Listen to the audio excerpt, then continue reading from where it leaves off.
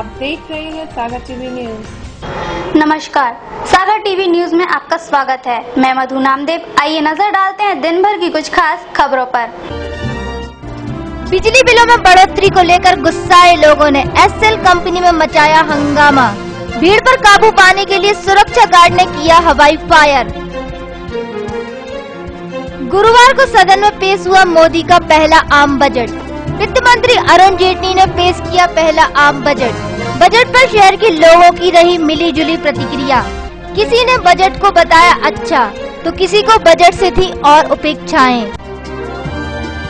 Doctor Hari Singh गौर केंद्रीय विश्वविद्यालय प्रशासन की अब तक की सबसे बड़ी कार्यवाही। 1.5 दर्जन असिस्टेंट प्रोफेसरों को दिखाया विश्वविद्यालय के बाहर का रास्ता। बुंदेलखंड मेडिकल कॉलेज में मातृत्व दिवस पर हुई कार्यशाला। एएनएम ट्रेनिंग सेंटर की छात्राओं को दिया गया प्रशिक्षण। दिल्ली से आए नेशनल लेबर मॉनिटर अधिकारियों ने जिला पंचायत के कर्मचारियों की ली बैठक। योजनाओं से संबंधित कागजात किए चेक। आग से जली महिला की गुरुवार को जिला अस्पताल में हुई इलाज के दौरान मौत। बुधवार को खाना बनाते वक्त महिला को लग गई थी आग। दबंगों द्वारा मारपीट और जान से मारने की धमकी देने के विरोध में गांव के कोतवाल ने एसपी को सौंपा ज्ञापन। सौंपे गए ज्ञापन में परिवार को सुरक्षा देने की गई मांग। मध्य प्रदेश लघु वेतन कर्मचारी संघ ने गुरुवार को एसडीएम ऑफिस के सामने की बैठक में पीडब्ल्यूडी वेतन भोगी कर्मचारियों को संघ की दिलाई सदस्यता। नगर निगम द्वारा नगरीय निकाय चुनाव के मद्देनजर ईवीएम मशीन द्वारा दिया जा रहा है प्रशिक्षण। गुरुवार को पंतनगर बाट के गोपाल मंदिर के पास दी लोगों को जानकारी। मानसून की बेरुखी से नहीं हो रही है बारिश। गुरुवार को भी शहर रहा सूखा। तेज गर्मी और उमस में हो रही है लगातार बढ़ोतरी से लोग हो रहे हैं परेशान। अब खबर विस्तार से। गुरुवार एसएल विद्युत कंपनी के खिलाफ विद्युत उपभोक्ताओं का गुस्सा एक बार फिर टूट पड़ा, जिसके बाद गुस्साए लोगों ने एसएल कंपनी कार्यालय पहुंचकर हंगामा किया। वहीं हंगामे को शांत करने के लिए एक सुरक्षा गार्ड ने हवाई फायर कर दिया, जिससे विवाद और बढ़ गया। गुरुवार को शहर की बिजली व्यवस्था देख रही निजी बिजली कंपनी एसएल के खिलाफ बिजली उपभोक्ताओं का गुस्सा फूट पड़ा और गुस्साए बिजली उपभोक्ताओं ने एसएल कंपनी के कार्यालय पहुंचकर हंगामा कर दिया। इन सभी ने पहले तो एसएल कंपनी के मेन गेट को तोड़ दिया और अंदर घुस गए।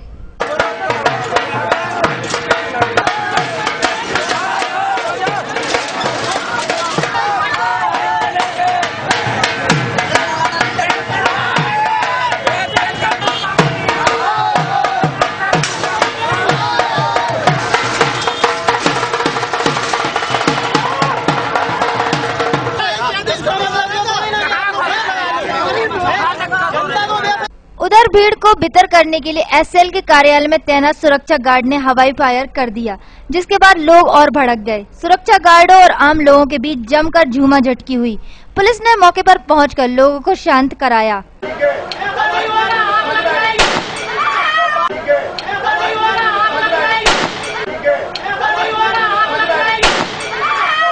मौके पर पहुंची पुलिस ने गुस्साए लोगों को शांत किया।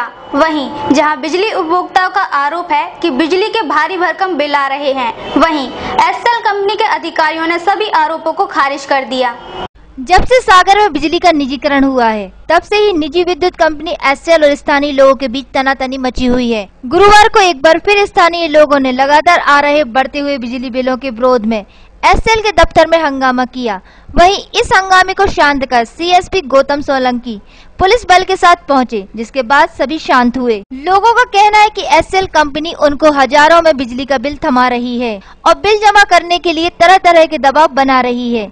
तुम लोग इतने सारे लोग ये समस्या कि ये लोग एसी में सो रहे हैं, बिल हम लोगों को भरना पड़ रहा है। फुटपाथ पे पंचर सुधार दे 10-50 रुपए जो कमाते हैं बिल में दे देते हैं। अब बिल में सब देंगे तो खाएंगे क्या? 2 महीने बिल नहीं भरा तो फोन ऐसे लगा 30 दिन का कर्जा देना हो। सुबह शाम फोन ही लगाते, कुछ काम करना हो तो काम भी नहीं कर पाते। कितने के बिल आ रहे हैं? 4,000 पिछले महीना 2500 रुपए बिल भरा था, इस महीने 2500 रुपए फिर बिल आ गया, 2500 फिर 2500 फिर बिल जला रहे। 3 घर में सीए फिर लगी, एक ही मकान है। कहा वहीं एसएल कंपनी के बिजनेस हेड कमल माहेश्वरी ने सभी आरोपों को खारिज करते हुए कहा है कि कंपनी द्वारा कोई गलत बिल नहीं दिए जा रहे हैं, बल्कि लोग गुंडागर्दी कर रहे हैं। हमने 5 लोगों से पूछा आपके बिल में क्या प्रॉब्लम है, कोई नहीं बता पाया। गुंडागर्दी यहाँ पे चल रही थी, पत्थरबाजी चल रही थी। ये बड़े हुए बिलों की बात कर रहे हैं, उनका ये कहना है कि सुन नहीं रहा है कोई। सुनने के लिए हमारी पूरी यहाँ पे स्टाफ खड़े हुए हैं, सुबह से यहाँ पे हैं, कोई नहीं आया। और अचानक 50 लोग आते हैं, पत्थरबाजी शुरू करते हैं। तो ऑर्गेनाइज गुंडागर्दी है, इसके अलावा और कुछ नहीं। ये जो गोली चलाने की बात आई है कि हवाई फायर किया, ये किसने किया? ये अभी हम पता करेंगे क्या हुआ इसके बारे में। बट इस समय हमारा ये कहना है कि गुंडागर्दी के तौर तरीके से जनता को गुमराह करने की कोशिश हो रही है, ये सही नहीं है। किसी के बिल में अगर प्रॉब्लम है, हम यहाँ बैठे हुए हैं, सीनियर लोग हमारे बैठे हुए हैं, हमारा पूरा ऑर्गेनाइज सिस्टम है। और अभी हमने पता किया, जिस भी लोगों को हमने पूछा कि क्या बिल में प्रॉब्लम है, कोई अगर प्रॉब्लम है तो हम निपटाएंगे, पर ऐसी कोई प्रॉब्लम दिख नहीं रही है। पर अचानक 50 लोग गुंडागर्दी करने आ जाते हैं, तो ऑर्गेनाइज्ड है, इसके अलावा और कुछ नहीं। वहीं सीएसपी गौतम सोलंकी ने इस पूरे मामले में सीसीटीवी फुटेज की जांच कर कार्रवाई करने की बात कही है। उधर आज हुए इस घटनाक्रम में सबसे बड़ा सवाल जो सामने आ रहा है वो ये कि आखिर क्या विवाद इतना ज्यादा बढ़ गया कि गार्ड को हवाई फायर करना पड़ा। दूसरी जांचों के साथ इस पहलू पर भी जांच होनी चाहिए। गुरुवार को डॉक्टर हरि सिंह गौर विश्वविद्यालय में हड़कंप मचा रहा। विश्वविद्यालय प्रशासन ने शैक्षणिक योग्यता के आधार पर 15 से ज्यादा असिस्टेंट प्रोफेसरों को विश्वविद्यालय से बाहर कर दिया, तो वहीं दोपहर में सीबीआई विश्वविद्यालय में आधम की। डॉक्टर हरि सिंह गौर केंद्रीय विश्वविद्यालय में भर्ती प्रक्रिया की जाँच कर रही सीबीआई की टीम गुरुवार को विश्वविद्यालय पहुँची और प्रशासनिक भवन में पूछताछ करते हुए कई दस्तावेज जब्त किए। टीम शुक्रवार को भी अपनी जांच विश्वविद्यालय में जारी रखेगी। सूत्रों के हवाले से खबर है कि असिस्टेंट प्रोफेसर वंदना विनायक के बैंक लॉकर को भी खंगाल सकती है। दूसरी तरफ विश्वविद्यालय प्रशासन ने सीबीआई भर्ती प्रक्रिया की जांच के दायरे में आ रहे 15 से ज्यादा असिस्टेंट प्रोफेसरों को विश्वविद्यालय से बाहर का रास्ता दिखा दिया है। बताया जा रहा है कि जिन प्रोफेसरों को विश्वविद्यालय से बाहर किया गया है उनकी शैक्षणिक योग्यता कम थी। आपको बताना चाहेंगे कि डॉक्टर हरि सिंह गौर केंद्रीय विश्वविद्यालय प्रशासन ने नियुक्ति घोटाले में अब तक की सबसे बड़ी कार्रवाई करते हुए करीब 1.5 दर्जन असिस्टेंट प्रोफेसरों को नौकरी से हटा दिया है। इनकी संख्या 17 से 19 बताई जा रही है। यह शिक्षक उन 172 शिक्षकों में शामिल हैं जिनकी नियुक्ति पूर्व कुलपति प्रोफेसर NS गजभिये के कार्यकाल में हुई थी और सीबीआई इसकी जांच कर रही है। यह सभी शिक्षक प्रोबेशन पीरियड पर थे। विश्वविद्यालय की उच्च स्तरीय समिति की सिफारिश पर इन्हें निर्धारित योग्यता नहीं रखने के कारण हटाया गया है। हालांकि प्रशासन ने इस कार्रवाई की पुष्टि नहीं की है, लेकिन कुलपति प्रोफेसर RS कशाना ने इतना जरूर कहा है कि इन्हें हटाने की कार्रवाई चल रही थी। आदेश जारी होने की सूचना नहीं है। हटाए गए 2-3 शिक्षकों ने भी पत्र मिलने की बात स्वीकार की है। कार्रवाई की जद में आए सभी शिक्षकों को नौकरी से हटाने के आदेश बुधवार देर शाम आवासों पर हाथों हाथ बंद लिफाफों में दे दिए गए। गुरुवार को मोदी सरकार का आम बजट संसद में पेश हो गया, जिसको लेकर शहर के कई लोगों ने अपनी अपनी राय व्यक्त की।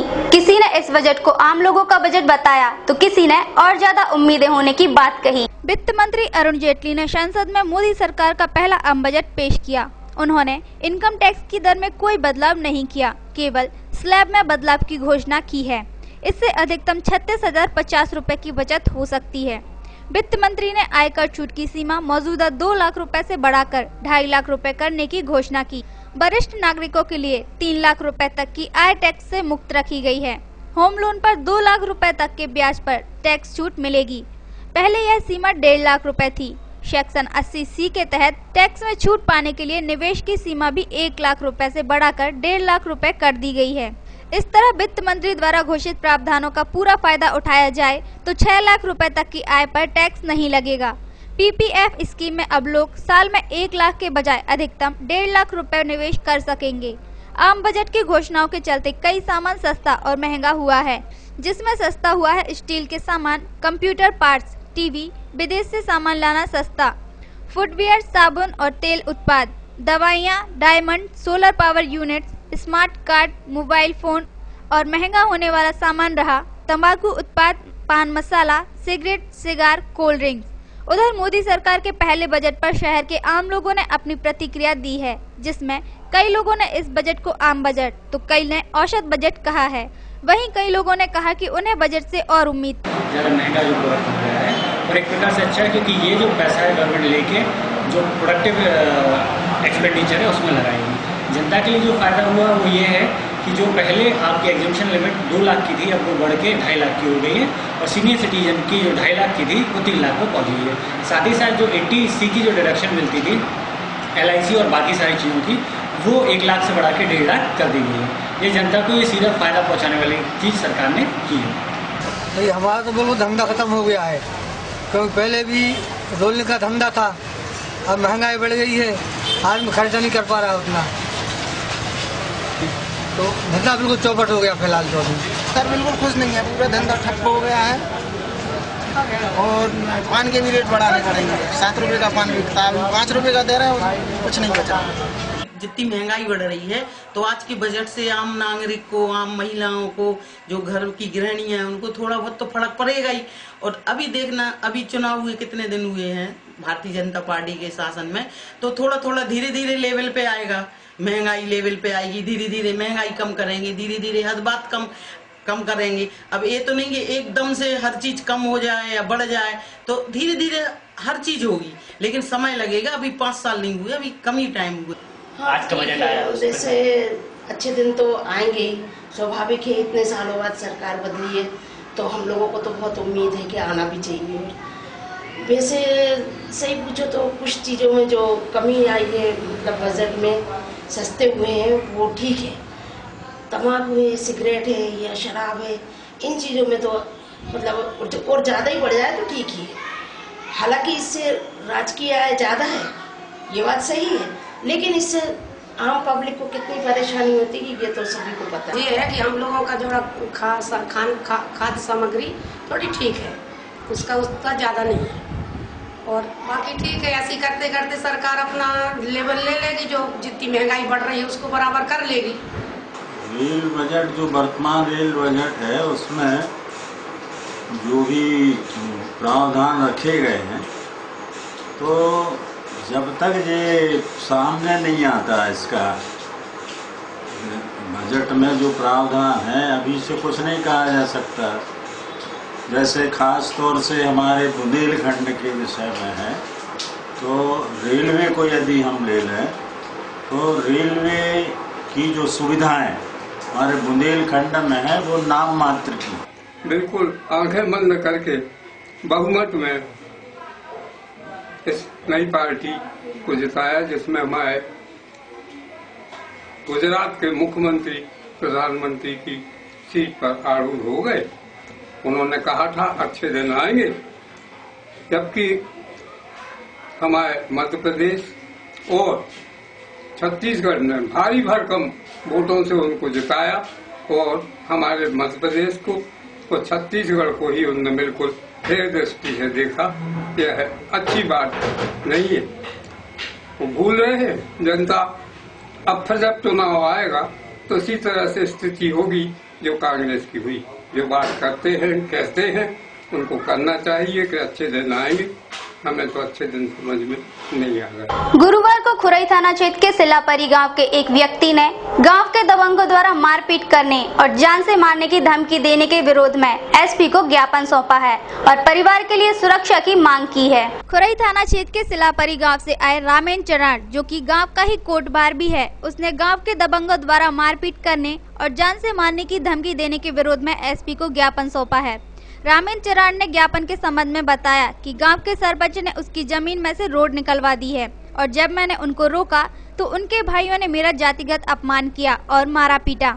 इसको लेकर खुरई थाने में रिपोर्ट लिखवाने गया था, मगर उन्होंने रिपोर्ट नहीं लिखी, इसलिए आज चोरी छुपे आकर एसपी को ज्ञापन सौंपा है। हम लोग क्या है कि सिलापरी गांव से आए हैं, तो वहाँ पर जो सरपंच है वो काफ़ी दबंग है और उन्होंने हमारे यहाँ जो ज़मीन है तो उसको ज़मीन पर बुरी तरीके से वो रोड बनवा दिया है और उसके साथ में आए दिन वो गाली गलौज करते हैं और दारू पी कर आए दिन घर में घुस जाते हैं और इनके लिए मारने की धमकी थी। साथ में बोला कि यदि तुम यहाँ गांव में आओगे तो तुम्हें जान से मार देंगे और लगभग कहीं भी दिख जाओगे तो भी जान से मार देंगे। साथ में वहाँ पर गांव में ऐसी स्थिति बनी हुई है कि 1 साल से लगभग वहाँ पर कोई व्यक्ति चाय नहीं बना रहा है, क्योंकि उनने बोल दिया है कि गांव में चाय से काफ़ी खर्च होता है, इसलिए पूरे गांव में इतना आतंक है कि कोई चाय भी नहीं बनाता है। इससे समझ सकते हैं कि वो कितना दबंग व्यक्ति। एसपी को सौंपे गए ज्ञापन में व्यक्ति ने परिवार की सुरक्षा की मांग की है। गुरुवार को जिला पंचायत भवन में दिल्ली से आए नेशनल लेबर मॉनिटर ने सभी कर्मचारियों की बैठक ली। गुरुवार को दिल्ली से आए हुए नेशनल लेबर मॉनिटर अधिकारी ने जिला पंचायत भवन में सभी कर्मचारियों की बैठक ली। बैठक में नेशनल लेबर मॉनिटर अधिकारी प्रदीप शर्मा ने सभी कर्मचारियों के डीपीआई, पेंशन, IES से संबंधित कागजात चेक किए। वहीं बैठक के बाद मॉनिटर अधिकारी निरीक्षण के लिए सागर ब्लॉक के करैया और हिलगन गांव चले गए, जहां पहुंचकर उन्होंने नरेगा के अंतर्गत हुए शौचालयों का निरीक्षण किया। जानकारी के मुताबिक ये निरीक्षण जिले के गांव में 13 जुलाई तक चलेगा। गुरुवार को जिला अस्पताल में आग से जली एक महिला की इलाज के दौरान मौत हो गई। मृतिका गोपालगंज वार्ड की रहने वाली थी और बुधवार को घर में खाना बनाते वक्त स्टोव उलट जाने से उसे आग लग गई थी। गुरुवार को आग से जली 35 वर्षीय ललिता कनौजिया की जिला अस्पताल में इलाज के दौरान मौत हो गई। मृतिका गोपालगंज वार्ड के बियर हाउस के पास रहने वाली थी। बुधवार को वह घर में खाना बना रही थी, तभी स्टोव पलटने से उसे आग लग गई। परिजन ने बताया कि मृतिका को खाना बनाते वक्त आग लगी थी और जिला अस्पताल में इलाज चल रहा था, जहां इलाज के दौरान आज दोपहर को उनकी मौत हो गई। ये कल खाना बना रही थी करीबन 12:30-1 बजे के करीब, तो ये रोटी सेक रही हूँ, स्टोव में पलट गया तो पूरे में आग फैल गई उनके शरीर में। फिर उसके बाद कैसे स्थानीय लोगों ने बचाया? उधर के आजू बाजू वाले लोग थे, उन लोगों ने पानी डाला इनके ऊपर। फिर अस्पताल लेके आए, हम लोगों को जैसे भी लेके आया हूँ। हम लोगों को पता चला तो फिर हम लोग आए इधर। तो सुबह मृत कितनी हुई? वही करीबन 1-1:30 बजे के आसपास। सागर टीवी न्यूज में वक्त हो चला है एक छोटे से ब्रेक का। ब्रेक के बाद खबरों का सिलसिला यूं ही जारी रहेगा। देखते रहिए सागर टीवी न्यूज।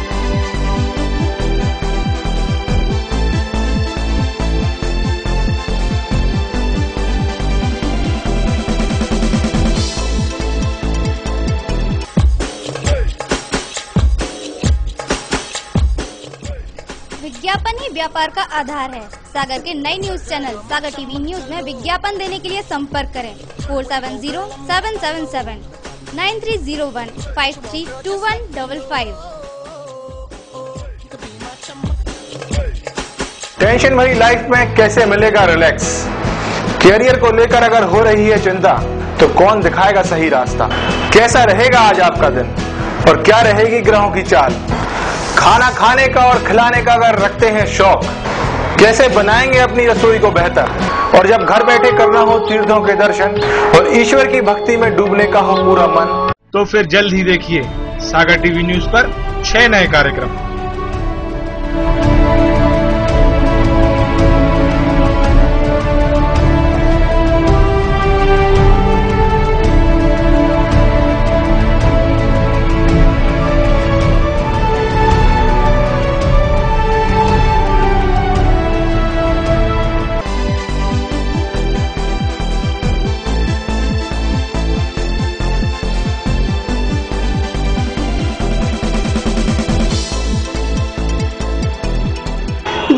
आपका फिर स्वागत है। गुरुवार को मातृत्व सुरक्षा दिवस के अवसर पर बुंदेलखंड मेडिकल कॉलेज में संगोष्ठी का आयोजन किया गया, जिसमें ANM ट्रेनिंग सेंटर की छात्राओं को प्रशिक्षण दिया गया। गुरुवार को मातृत्व सुरक्षा दिवस के अवसर पर बुंदेलखंड मेडिकल कॉलेज में FAI फॉक्सी के तत्वाधान में संगोष्ठी का आयोजन किया गया, जिसमें ANM ट्रेनिंग सेंटर की छात्राओं को महिला स्वास्थ्य संबंधी जानकारी दी गई। कार्यशाला की शुरुआत परियोजना प्रबंधक NR पात्रा के स्वागत उद्बोधन से हुई।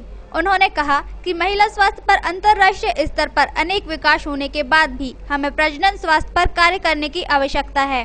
वहीं कार्यक्रम के मुख्य अतिथि डॉक्टर NP शर्मा ने कहा कि हमें प्रजनन स्वास्थ्य को एक जन आंदोलन का रूप देना होगा और महिलाओं को अपने अधिकार के प्रति सजग करना होगा। और कई माताओं की तो इसी वजह से मौत होती है, उनको ब्लड टाइम से ब्लड नहीं मिलता। आप सब लोगों ने तो अच्छा प्रोग्राम किया है। मैं अमेरिका गया था तो एक मीटिंग में एक महिला को बहुत लोग सब भूखे बैठ कर रहे थे। मैंने पूछा क्या बात है कि आज मदर्स डे है उनका स्वागत कर रहे। मैंने उनसे कहा कि हमारे इंडिया में तो रोज मदरसे रहता है, सालों में एक मदरसे। वहीं वरिष्ठ स्त्री रोग विशेषज्ञ डॉक्टर नीना गिडियन ने कहा कि हमें मातृत्व सुरक्षित करने के लिए 4 बातों का ध्यान देने की आवश्यकता है: फैमिली प्लानिंग, ANC डिलीवरी और PNC पर। वहीं कार्यक्रम की अध्यक्षता कर रही समाज सेविका मीना पिंपलापुरे ने कहा कि हम चाहते हैं कि स्वस्थ समाज के निर्माण युवा अपना योगदान सुनिश्चित करें। हम लोग यहाँ पर जो कार्यक्रम चलाते हैं वो अधिकतर प्रीनेटल, एंटीनेटल अर्थात प्रसव से पूर्व, प्रसव के बाद जो भी सुविधाएं दे सकते हैं वो हमें समाज में सेवा के रूप में देना है। और इसी को आधार मानकर बहुत सालों पहले सर्वप्रथम family planning association of India ने इस क्षेत्र में काम शुरू किया। नगर निगम द्वारा शहर के सभी वार्डों में नगरीय निकाय चुनाव में उपयोग होने वाली EVM मशीन की जानकारी लोगों को दी जा रही है। गुरुवार को पंतनगर वार्ड के गोपाल मंदिर के पास यह प्रशिक्षण किया गया। नगर निगम आयुक्त RK कार्तिकी के निर्देश पर शहर के सभी वार्डों में नगरीय निकाय चुनाव में उपयोग होने वाली EVM मशीन की जानकारी लोगों को दी जा रही है। इसी के अंतर्गत गुरुवार को पंतनगर वार्ड के गोपाल मंदिर के पास ये प्रशिक्षण दिया गया। प्रशिक्षण के संबंध में मास्टर ट्रेनर्स उपयंत्री नीरज केशरवानी ने बताया कि इस बार नगरीय निकाय चुनाव में 2 EVM मशीन रखी जाएंगी, जहां सफेद मशीन पार्षद और गुलाबी मशीन महापौर प्रत्याशी के लिए होगी। इस बार नगरीय निकाय चुनाव में महापौर और पार्षद के पद के लिए चुनाव होना है, उसके लिए शासन द्वारा EVM मशीन का उपयोग किया जाएगा। उसी के लिए पब्लिक को EVM मशीन का उपयोग कैसे किया जाए इस संबंध में ये जानकारी यहाँ दी जा रही है। इसमें ये 2 मशीनों का उपयोग किया जा रहा है। इसमें कंट्रोल यूनिट 1 रहेगी और बैलेट यूनिट 2 रहेगी। एक बैलेट यूनिट रहेगी महापौर पद के लिए, जिसमें सफ़ेद रंग का बैलेट पत्र रहेगा, और एक यूनिट रहेगी गुलाबी पत्र जिसमें रहेगा, वो रहेगा पार्षद के लिए। जो भी मतदाता आता है तो दोनों EVM मशीन का उपयोग कैसे किया जाना है इस संबंध में जानकारी दी जाए। गुरुवार को SDM कार्यालय के सामने मंदिर परिसर में मध्य प्रदेश वेतन कर्मचारी संघ जिला शाखा सागर के नेतृत्व में लोक निर्माण विभाग के दैनिक वेतनभोगी कर्मचारियों की बैठक बुलाई गई, जिसमें दैनिक वेतनभोगी कर्मचारियों ने मध्य प्रदेश लघु वेतन कर्मचारी संघ की सदस्यता ली। गुरुवार को मध्य प्रदेश लघु वेतन कर्मचारी संघ जिला शाखा सागर के नेतृत्व में लोक निर्माण विभाग के दैनिक वेतनभोगी कर्मचारियों की बैठक बुलाई गई, जिसमें चर्चा के दौरान कर्मचारियों की समस्याओं पर विचार विमर्श किया गया और सर्वसम्मति से महेश अहरवार को लोक निर्माण विभागीय समिति का अध्यक्ष मनोनीत किया गया और विभाग के दैनिक वेतनभोगी कर्मचारियों ने मध्य प्रदेश लघु वेतन संघ की समस्या ली। बैठक को लेकर मध्य प्रदेश लघु वेतन कर्मचारी संघ के जिला अध्यक्ष चूरामन रैकबार ने कहा कि यहाँ जो बैठक बुलाई गई थी उसका उद्देश्य PWD के दैनिक वेतनभोगी कर्मचारियों को मध्य प्रदेश लघु वेतन कर्मचारी संघ के बैनर तले लाकर संघ की शक्ति बढ़ाना था। अब PWD दैनिक वेतनभोगी अकेले नहीं है, उनकी हर समस्या के संघ उनके साथ खड़ा होगा। मध्य प्रदेश लघु वेतन कर्मचारी संघ जिला शाखा सागर की ओर से रखी गई थी, जिसमें PWD के दैनिक वेतनभोगी श्रमिक कर्मचारियों की एक मीटिंग रखी गई। इसमें एक विभागीय अध्यक्ष का चुनाव कराया गया, जिसमें महेश अहरवार जी दैनिक वेतनभोगी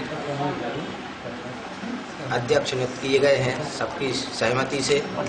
और आज PWD के दैनिक वेतनभोगी श्रमिक समस्त मध्य प्रदेश लघु वेतन कर्मचारी संघ के सदस्य बनने के लिए तैयार हो गए हैं और जो आगामी समय में आप लोगों की समस्याएं हैं, जैसे रेगुलर नियमितीकरण की समस्या है और भी बहुत सी समस्याएं आप लोगों की, तो अब इनकी जो समस्याएं हैं मध्य प्रदेश लघु वेतन कर्मचारी संघ के बैनर तले आवाज उठाई जाएगी। अभी शहर से मौसम की बेरुखी कम नहीं हुई है। आसमान में बादलों की आवाजाही तो जारी है, मगर बादल बरसे बिना ही निकलते जा रहे हैं। तो वहीं उमस और गर्मी ने लोगों का जीना मुहाल कर रखा है। गुरुवार को दिन में ऐसा कई बार लगा कि अब शायद बारिश हो जाएगी। दोपहर को छींटे तो पड़े, मगर तेज हवाएं बादलों को उड़ा ले गई। इसके बाद तेज उमस और बादलों के बीच चिलचिलाती धूप ने लोगों की परेशानी को और बढ़ा दिया। लगता है अभी मानसून का इंतजार और बाकी है। मौसम विभाग के अनुसार शहर का आज का अधिकतम तापमान 38.4 डिग्री सेल्सियस दर्ज किया गया, जो सामान्य से 8 डिग्री सेल्सियस अधिक रहा। वहीं न्यूनतम तापमान 24.4 डिग्री सेल्सियस दर्ज हुआ, जो सामान्य से 3 डिग्री सेल्सियस अधिक रहा। सुबह की आर्द्रता जहां 65% रही, तो शाम तक घटकर 35% रह गई। शहर के लक्ष्मीपुरा बाट स्थित सिद्धेश्वर मंदिर में संगीतमय भागवत कथा का आयोजन किया जा रहा है, जिसमें गुरुवार को रुक्मणी विवाह हुआ। शहर के लक्ष्मीपुरा बाट स्थित सिद्धेश्वर मंदिर में गुरु पूर्णिमा के अवसर पर संगीतमय भागवत कथा का आयोजन किया जा रहा है, जो 5 जुलाई से 11 जुलाई तक चलेगा। कथा का वाचन टीकमगढ़ से आए हुए पंडित राजेंद्र प्रसाद तिवारी द्वारा किया जा रहा है। बोले कुबेर के बाग में बांस जमो, कुबेर के बाग में बांस जमा था। कुबेर के बाग में बांस जमो, बंसी की हेतु रखाई लिया था कुबेर जी ने बांसुरी के लिए। बंसी की हेतु रखाई ली, कौन लाया था पड़ोस को? बोले लाए हते शनकादि ऋषि, शनकादि ऋषि की बंसी जुड़े। गुरुवार को कथा में रुक्मणी विवाह हुआ, शुक्रवार को कथा का समापन होगा और शनिवार को हवन और भंडारे का आयोजन किया जाएगा। सागर टीवी न्यूज का ये अंक यहीं समाप्त होता है। इसके बाद आप देखेंगे सागर टीवी न्यूज की खास पेशकश 5 मिनट में 25 खबरें। तो देखते रहिए सागर टीवी न्यूज। नमस्कार।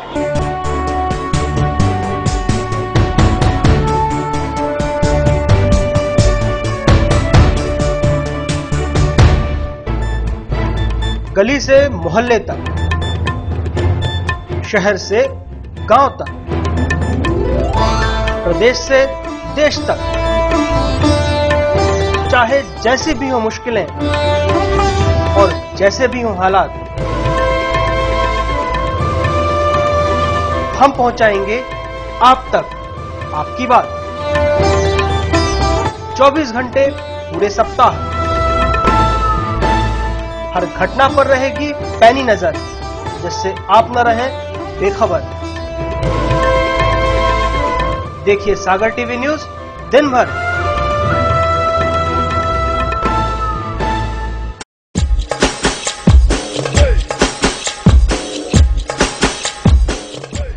विज्ञापन ही व्यापार का आधार है। सागर के नए न्यूज चैनल सागर टीवी न्यूज में विज्ञापन देने के लिए संपर्क करें 470777 9301 532155।